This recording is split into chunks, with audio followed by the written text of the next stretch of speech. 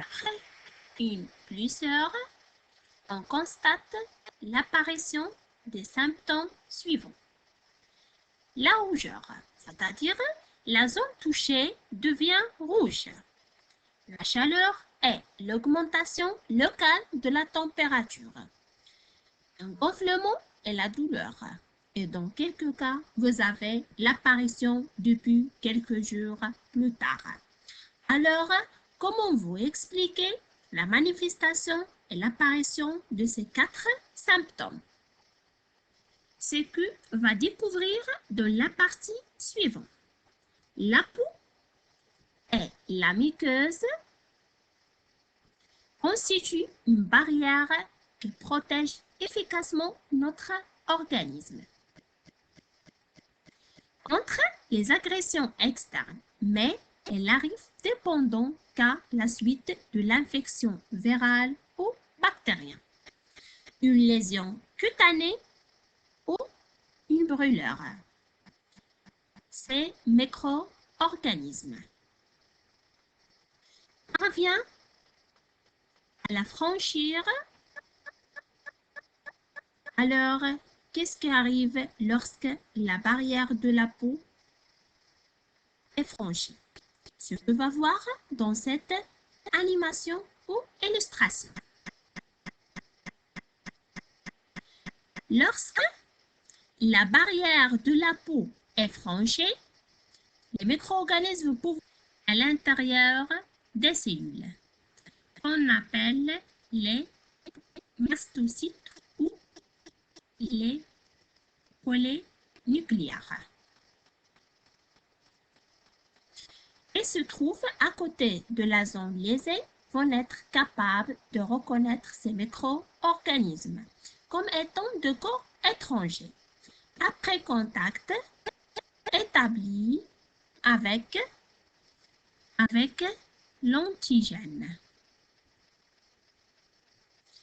La cellule est libérée des médiateurs. Ces médiateurs chimiques vont la vasodilatation et la perméabilité de vaisseau sanguin. Se va permettre le passage de cette cellule un pouvoir phagocytaire d'un tissu sanguin vers le zone infectée. Le franchissement de la paroi de vaisseau s'appelle le diapides.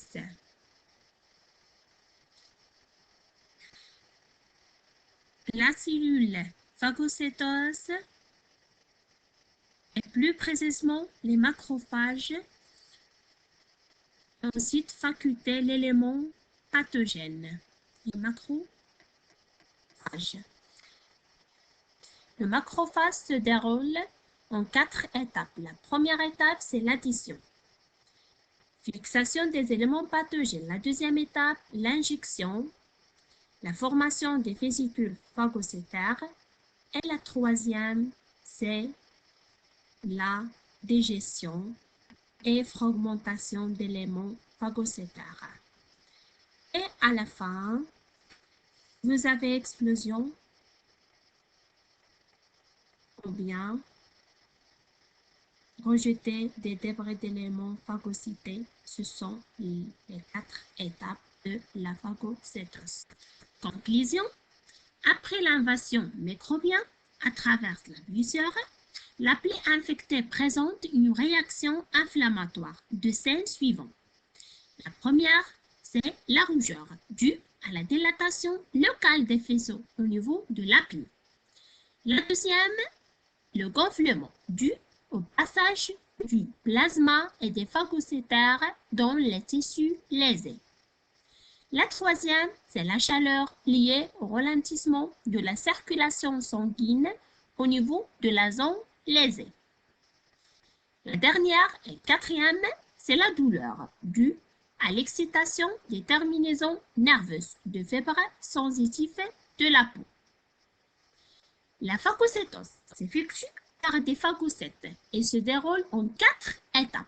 Première étape, c'est l'addition, c'est-à-dire fixation des microbes. La deuxième, c'est l'injection. les microbes sont enfermés à l'intérieur d'une vésicule pleine des enzymes. La troisième, la digestion, c'est la dégradation du microbe par les enzymes.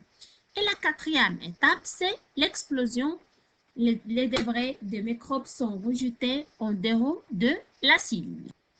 Donc, la réponse immunitaire non spécifique ou naturelle est une réaction immunitaire innée et aussi immédiate, bien rapide. Ça veut dire la pathogène arrive à l'organisme, l'immunité naturelle s'attaque et aussi dirigée contre toutes sortes de microbes. Sans distinction. Ce qu'on appelle immunité non spécifique. Donc, je vous donne rendez-vous pour le deuxième type de l'immunité. Il s'agit de l'immunité adaptative. À la prochaine et merci pour votre attention.